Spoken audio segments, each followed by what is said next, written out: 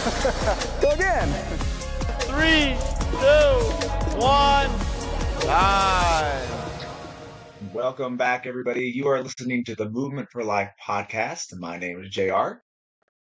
And my name is Kolby Krystofik. Welcome back. How we doing? Together again. Yes, it's been a couple weeks. It has been a couple weeks. Yes. How have you been? Been good.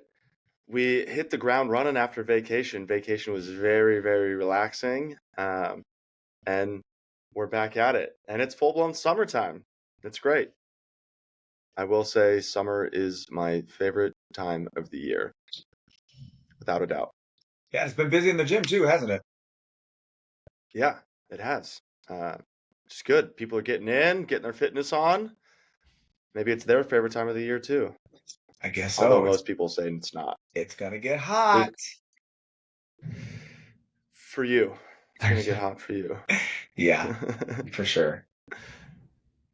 I got to listen to Vince's podcast. That was a great podcast.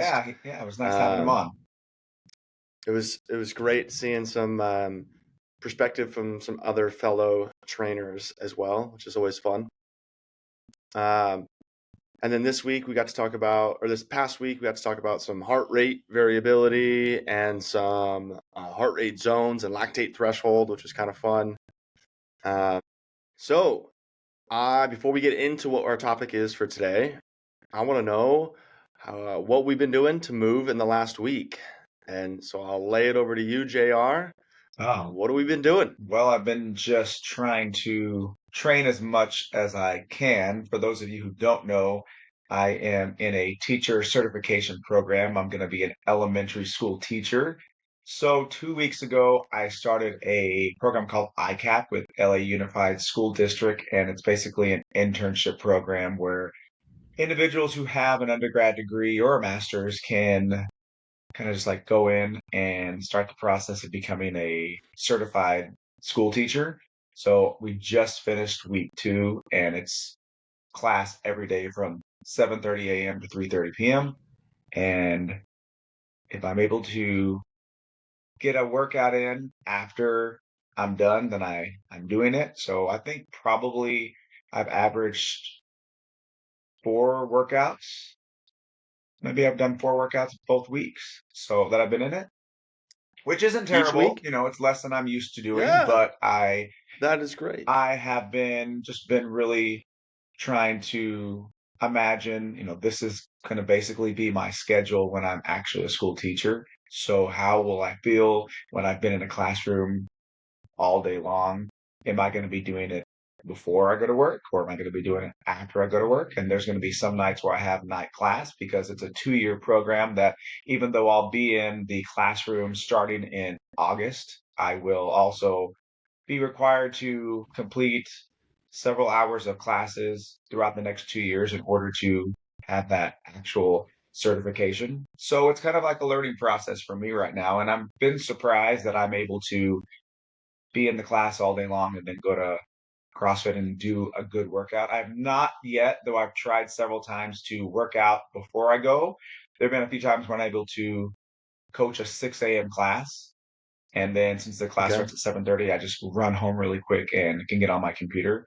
So it's been nice. I know that I'm able to get in the gym, but if that's a real life situation that I could actually complete when I'm working, I'm not sure. So I've just been making sure that I get the most quality out of my workout when I'm in, and it's been good. I feel good. I was very sore from front squats that we did on Tuesday, and as a result, I've only done one other workout since then. My back was really tight, but my numbers are continuing to go up, which is great. I've been really aware of how I'm moving. So like the hour and a half that I'm in the gym, I get the most out of it, but don't push it too much. So I hurt myself. So that's my news. That's great.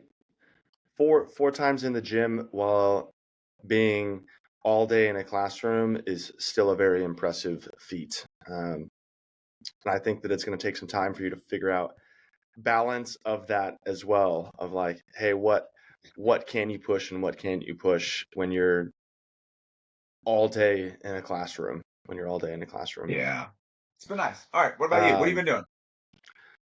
I've been I got back from vacation. I've been lifeguarding a couple of days. Nice. Schedule is kind of starting, which is great.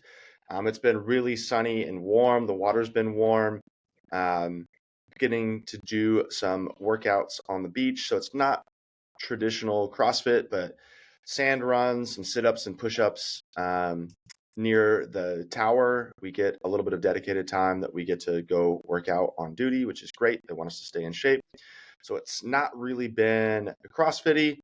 I did a CrossFit workout on Monday this week, a CrossFit workout this morning as well. So I did CrossFit twice this week Okay. as well. CrossFitting is very hard when all you've been doing is vacationing and a little bit of light beach running. So um, don't feel like I fell too far out of shape, but definitely my training dynamic is going to be very different throughout the summer, Right. where most of my workouts are probably going to take place at the beach and not inside the gym. And so that just limits things. I'm gonna have to be creative with what I do and how I approach it. Maybe I'm gonna have a lot more swimming involved in my workouts, which would be good. And then I also played pickleball for the first time in I think almost 4 weeks, 3 weeks, which was a ton of fun. Man, that pickleball gets you. It's a pickleball bug. So Were people we playing still got to get pickleball you in on a court Hawaii? That's at what one I want point. to know. There was a lot of picklers in Hawaii. Were That's what there I'm calling them now. Picklers. picklers? There was, yeah. Okay. Um, a lot of it's kind of wild. A lot of the like hotels or resorts have courts now, What? and Oh there was people gosh. playing like on their vacation, which seems kind of weird to me that you're like you go on No, that vacation in a seems tropical that place. seems totally normal. You do the things that you maybe normally wouldn't have as much time doing. You do things that make you That's laugh, true. make you have fun, and that's why Yeah, that's every true. time I go on vacation, I want to try out a different gym. I love going to new gyms, especially when we're in Europe and just it's one of those things, and I'll speak to like all gym culture, but particularly CrossFit. You may not be able to speak the native language, but if you go in you can do a CrossFit class, no problem, because it's called a That's thruster. It's cool. called we know what a squat is, we know what a clean is. So no matter what, you can go in, you can feel like you're part of the group. And I always love going trying new places because I always learn something. Like this is I would have never done it this way, and I like the way they ran the class, or I like that warm up drill. So I understand why people would want to do. I mean, I don't understand why they want to do pickleball, but I understand why if that's what they like to do, why they're doing it on vacation. So I think that's really smart. Yeah, that is a really really good point. And to your point about the language being kind of equal no matter where you are, that was one of the first things I remember when Daniel came in to coach from Mexico, and English was his second language, and he had some English, but I was like, do you feel confident enough to be able to coach a class? And he goes, CrossFit's the easiest because all the words are in English Exactly. already. And I was like, oh, I Yeah. guess I didn't really think about that. Yeah. Which I didn't think Um, about that either but you're until right. the first time I went to a CrossFit in Spain. And then they're just like speaking English for all the actual moves. Like, oh, this is easy. And then any Yeah. instruction after that was not quite as easy, but yes. Um, all right. What we got today? We are in June. We released a health assessment that is free for anybody, and this is kind of a numbered system for you to kind of get a good idea of where are you at on overall health. And I don't think that this is an end all be all, the most perfect, most concise health assessment that you could do, but it is a free, amazing resource to have a really good starting point of seeing, like, hey, what are maybe some of my strengths in health and fitness, and what are some of my weaknesses, so that you have a better picture of what you should be working on and what you feel like, hey, maybe I don't need to, add more weightlifting into my routine or something like that. Right. So we will end up linking this into the show notes or into the comments down below. You're always welcome to email me health assessment to Kolby@oxnardmovement.com, and I will send you over this health assessment as well. And then you can take it for yourself. I want to hear today. We're going to discuss the entire Yeah. thing, and then we're going to take the test and we're going to talk about it. So when you take this test in the future, I want to hear how your test went. I'm happy to do a phone call with anybody who takes this test and talk about, hey, what was your best things, what was your worst things, and what are maybe some things that you can do to improve your overall health. That's one of our missions here at Oxnard Movement. We just want to see people healthier and happier. So if you can take this and I can talk to you for 15, 20 minutes and give you some takeaways, they're going to change your life, then I'm happy to do so. Okay. All right. So, should I maybe pull this health assessment Yeah, up while we do if you can that? show it on the Let's screen, that do would be great. that. Yeah. How about this? Are we up? Here we go. Okay. So here's our health assessment. We've got 6 different topics. 1, 2, 3, 4, 5, 6. The different topics are fitness, nutrition, stress, sleep, support system, and overall lifestyle. These are all graded on a 1 to 5 system, and then there's a score explanation down below. So we are going to go over that score explanation, but first, JR and I are going to kind of switch back and forth, understanding each of these things. So we'll kind of start with rating our fitness with a 1 to 5 score. JR, what does a 1 mean, and what does all the rest of these mean? 1 is going to mean you're not doing that great. You need a lot of improvement. And let me see.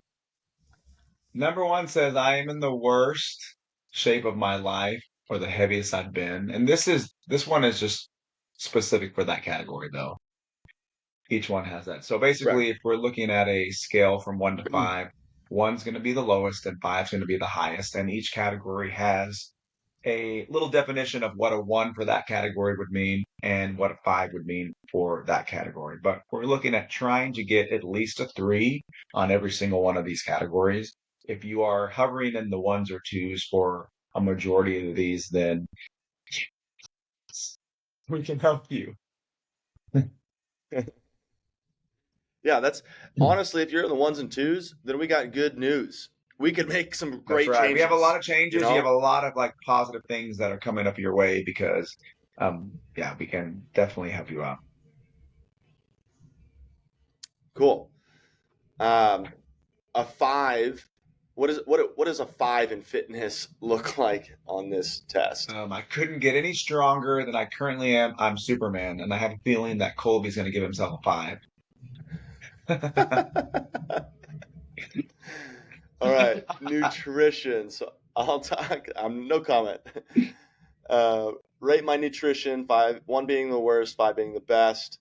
A 1, I have no idea what I'm eating on a weekly basis, except that it's not That's healthy. so many people. Um, So many people would give you that as an actual answer. yes, I think this might be a rough one for a lot of us. A 2 would be I stick to 3 meals per day, but I don't know what a nutritious food consists of. A 3 would be I try to prepare my own meals a few times a week. 4 would be I'm preparing most of my meals each week. I am within 80% of a set macros most days of the week. So a 4 is like you're pretty dialed in with your Yeah, nutrition. yeah. And then a 5 would be I weigh and measure all my meals and snacks and know my exact macro count I would daily. be super happy with somebody who said that they were even a 3 on that scale. 3 or 4, anything over a 3, it's like super good news. You are doing the work, and it does take extra work, but the more you do it, the easier it becomes. Absolutely. All right, JR, walk us through All right, stress. rating the 1 being the stress. worst, 5 being the 1, best. I feel extremely stressed every day, and I worry all the things I need to complete on a daily basis. up through a 3 would be I experience stress weekly, but don't have any strategies to help me manage it. And then number 5, I live in stress-free life and I don't ever worry about anything. If that's you, I need to know what you're doing. If you are number 5, you need to talk to me because I need assistance. We know JR is not giving himself a 5 in Absolutely stress. not. Sleep, sleep is a fairly straightforward one. Um, that is just on, and we know that sleep consists more of just the amount of hours that we sleep per night. But I felt like this was potentially a really appropriate one as far as an overall sleep health. A 1 would be I sleep 4 hours or less per night. A 2 would be I'm sleeping 5. A 3 would be I'm sleeping 6 hours per night. A 4 would be I'm sleeping 7 hours per night. And a 5 would be I'm sleeping 8 hours per night. Um, the caveat that I would put in this is if you aren't tracking your sleep per night, I would -1 from whatever amount of hours you say you're sleeping.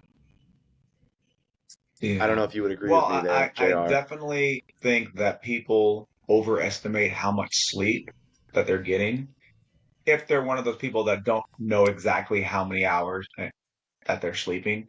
Um, I want to know where the 10 plus category is because that's where I'm living in right now. Actually, I slept 11 hours yesterday, last night. Nice. Yeah. I've been super tired. I haven't been Wow. getting good sleep, which I think has been, helping on my recovery. But yeah, I agree. I think a lot of people overestimate how much sleep they're getting. But, on the flip side, maybe they're actually in bed for 8 hours, but unless they have something tracking their sleep like a Whoop or something, you wouldn't know that you have so many disturbances and you're not actually getting that many hours of sleep from the moment you go to sleep. There's so many other variables to consider. Yes. And I think that maybe if you're not in the fitness world, I think there are a lot of night owls as well who are they're staying up till 11, 12, 1 o'clock in the morning, doing miscellaneous Yes. things, maybe on the computer, maybe on their phones. Um, and then they're getting up at 6 o'clock in the morning and not realizing that, hey, I'm only getting 4 or 5 hours of sleep Yeah. per night. Actually, we talked Um, about this in one of my classes this week when it comes to teachers' health. There's a whole class where it's just talking about our overall ourselves and how we can keep ourselves at the highest ability so we can provide for our students. And one of the questions was how many hours of sleep do you get a night? And there's 18 people in my group, and those are the people who I'll be with for the next 2 years as far as like the classes that I take. And majority of them don't go to bed until 12 or 1, but then they have to get up at like 8 o'clock. And if you're going to be a teacher, you're going to be getting up earlier than that because we have to be there at 7:30, ready to yep. go. So that was very shocking to me. And they asked me, and I was like, I'm in bed by 9:30. So I don't know what you guys are doing. And they thought that was insane. Yeah, I think outside of the fitness world, I think that's a lot more common of a thing, because potentially if you're not exercising, your your urge to sleep potentially Yeah, they were saying they're falls, not right? sleepy. I'm like, how are you But when not you're sleepy? I'm exhausted. yes, I agree. I'm like I can't keep my eyes open past No, 10 p.m. no. All right, support system. I think this is a really, really important one that's often overlooked when we're talking about overall health. Um, so, what does a healthy support system look like, or what's a 1 to 5 All look right. like And the for number us? one, I have no one in my corner. It's me versus the world. I actually would say I think that's going to be most people's perception if they're giving themselves a 1. But in reality, if they asked other folks or if they looked around, there's probably somebody that would be there for them. I'm not going to say that's always the truth, but I feel like there are a lot of times where you think that no one's there for you, but there are actually people that would help. Number 3 on that list is I Yeah. have friends and family in my life, but I don't share my aspirations or goals with them, which we're going to talk about later. And then number 5, I have coaches, mentors, family, and friends who push me towards my goals. Again, Kolby is absolutely giving himself a 5 for that category. Based on what he said before, I have seen a trend here with what Kolby's score is going to look like, but we'll just wait and see what happens. I think it might surprise you. Might surprise you. All right. And this final one is my overall lifestyle.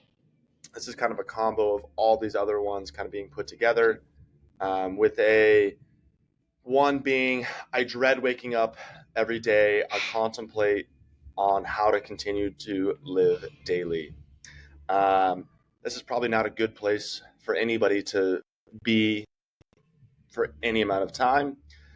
A number two would be I'm genuinely unhappy with my life and I don't know how to improve it.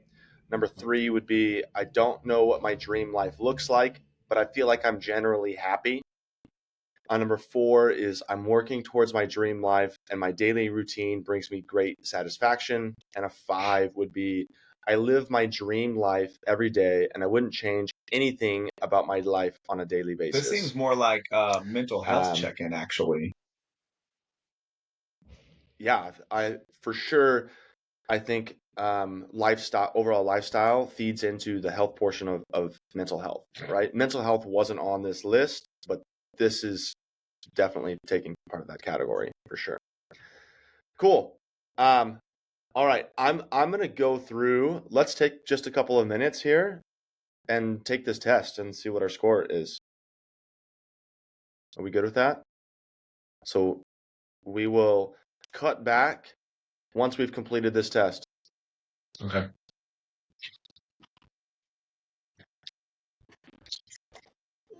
How long to put 5 on everything? Thank you.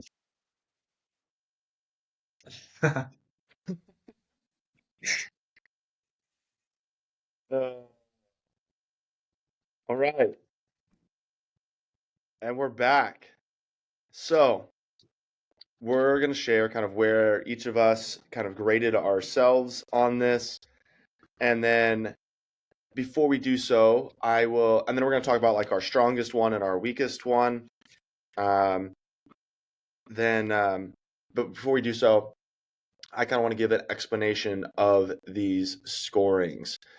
So the top amount of points would be 30 points. So if you scored a 24 points or more, that means a 4 or 5 in every category. Great news. You know what you're doing. Keep up the good work. You are likely inspiring others to live better lives, whether you know it or not. If you score between a 16 and a 23, this is like an average of 3 and 4, with maybe a couple of twos in there. You're doing a lot of things right. You have a few areas that you're probably crushing, and you likely put a lot of energy into them. This might be your indicator to shift a little bit of your focus to other areas where you can make improvements. And if you score below a 16, which I believe would be like some threes, but mostly ones and twos, great news. You've got tons of potential for making improvements in your life if you commit to a little time and energy to a few specific areas of your life. You'll feel massive shifts in momentum. It's time to get started. Cool. So let's first talk about our total. JR, you want me to go first or you want to share You can go first? first. I self-assessment scored my um, total at 23 What? points is what I got. So I am in that middle category, 16 to 23 Shameful. points. Shameful. Shameful. I felt pretty good about that. I felt pretty good Okay. about that. And JR, what about you? What did you I score scored a yourself? 24. Yes, Ooh, I'm right there. nice. Actually, I That's fantastic. lowballed myself actually on, well, not lowball, but I did give myself a lower point on the nutrition side because I do prepare most of my meals at this point and have maybe for the last 5 weeks. I've been on the Sunday train of meal prepping, but I'm not counting calories or my macros. So in order for me to have given myself a 4, I would have needed to be honest and say that I know like 80% of those macros. I don't do that right now, but I'm doing that on purpose so I don't drive myself crazy. But I am preparing Got it. almost all my meals, especially now that I'm at school. We have to take our food to school and just be more aware of that kind of stuff. Yeah. And then on the sleep, I gave myself a 4 versus a 5 because sometimes I'll get like 7.5 hours of sleep, not 8. So it's for sure like three Mm. days a week. I'm getting at least 8, somewhere to 10 hours of sleep, but the rest of the time it's like 7.5 hours. So I gave myself a 4. So that gave me a 24. Okay. Um, was nutrition your lowest score? Was that Yeah, a so I 3? gave Did you score myself a yourself a 3 on 3 in nutrition, nutrition? and my highest score was my support. I gave myself a 5 because I have great people in my life that are always there, always checking up on me, and super thankful that, you know, it's the communities that I'm a part of that they really do care about me and they always want to know how I'm doing. So that's great. So what about you? Give me your Nice. total, or you gave us your total. Give me your lowest and your highest. Um, I had a couple of 3s. My nutrition as well is a 3. Um, there are phases of my life that I get closer to that 4 where I prepare most of my meals. Um, right now I prepare maybe a couple of meals for myself out of the week. I have been doing some um, meal Are delivery those as all your well, meals in the refrigerator which I right now at wouldn't. work? There's a lot of Yes, them. that is what I'm eating. That's what I'm eating on a regular basis, and I'll eat like one meal outside Yeah. of that I prepare. Um, so it's not terrible, and I know that they're decently nutritious, um, but I'm not following macros of any kind, and I'm not preparing most of my meals, and I'm definitely not weighing and measuring all of my stuff. And then the other one I didn't do really well in is sleep. I give myself a 3 on sleep as well. I typically sleep about 6 hours per night. Um, and some hours it's in that five and a Mhm. half hour range. I'm typically 4 or 5 days of the week. I got to be somewhere at 5 a.m. or 6 a.m. And so when you have to be somewhere at 5 a.m., you wake up at 3:50. So if you're not in bed before 9:30, like your sleep Yeah. is suffering. And oftentimes I don't get home till 8:30. So it's virtually impossible for me to eat food, bathe myself, and get into bed before that 9:30 mark. I try to as best as I can, but Yeah. it's difficult. Um, so that was my lowest. Definitely sleep. I feel like I I run low. I had somebody actually recently tell me, and if you don't know anything about me, my superpower is I can Mhm. sleep anywhere. Yeah. I can just fall asleep Same. anywhere. That's I mean, honestly, maybe it's because I don't sleep very much. But I had somebody recently tell me they started using a CPAP Okay. machine. Somebody who wasn't overweight or obese, but who's like constant fatigue and tiredness, and said that they have not taken a nap since they started using the CPAP machine. And I was like, maybe I need to go do a sleep test, and maybe I need to start using a Yeah. CPAP machine. Because I'm constantly feeling like, man, I could take a nap today. I could take a nap today. Um, and then my highest one that I would um, rate myself was my only 5 as well. I only gave myself 1 5. Was my support system, coaches, mentors, family, and friends who pushed me towards goals. Um, I have a mentor that I meet with on a monthly basis for the business. I've got a therapist that I meet on a monthly basis as well. I've got a couple of friends that, I do like goal and lifestyle check-ins like once a quarter with. Um, and then I've just got a ton of awesome friends and family who, you know, when things seem off or concerned, they're not afraid to be like, Yeah, "Hey, is everything that's the okay? What's best. going on?" And so it's good to feel like you're supported in your things, and I think part of that as well is like upfront sharing your goals and aspirations with those people as well. And for like a lot of people, that seems really vulnerable, and it really, really is, sharing those goals and aspirations. But I mean, you said it, like when you do that, people are a lot more receptive to that than what you may think. You might think like nobody wants to hear this. Nobody wants to help me in my goals. Nobody wants to like support me through a hard time. And then you end up being vulnerable and sharing, and you're like, man, I've gotten more support than I could So have many ever times those imagined. people have no Uh, idea that's what you so want to do. How are they going to support you yeah, if you don't tell them what you yeah, want? yeah, yeah. Um, cool. I think this is a great little assessment to take and kind of see where you're at. Did you feel like this was exactly kind of where you thought you were going to be? Were you a little bit surprised that you I were in that wasn't top category? surprised. I I mean, I'm happy that I beat you. That always makes me feel better. But no, in looking at uh, it's funny that you phrase it that way because I look at it as I have so much more to improve.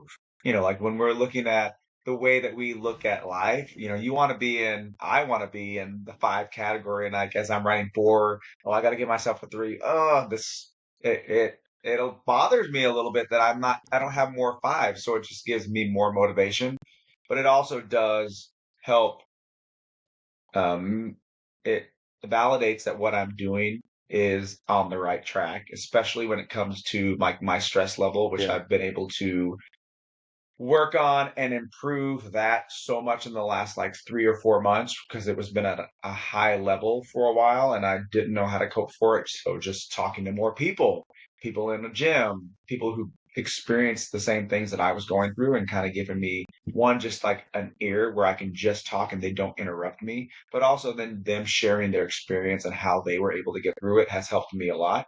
So I'm both proud, but still wanting to improve on nice, this. cool. Yeah, I feel like somebody that's in the health and fitness space should be trying to live in that 24, right? We're trying to inspire. We're trying to lead by example.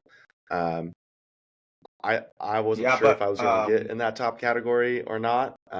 you've read. I'm fairly close, but I feel like that just gives me some opportunities to work on some things. It gives me some opportunities to be better at things, and maybe so a reality check that I'm just as normal as everybody else. We are just like everybody else. I think so many times our members will put us up on a higher pedestal, but we struggle with, and like we talked about last week with Vince, that we struggle with a lot of this, and sometimes being a coach, it's really takes a lot out of us, and we if we are doing our job correctly, we're putting everybody, the members, our clients, before us because they're paying us, and we want to provide that service and we want to make sure they're reaching their goals, and sometimes we suffer as a result. But yeah, I think this is a great test for all coaches to take.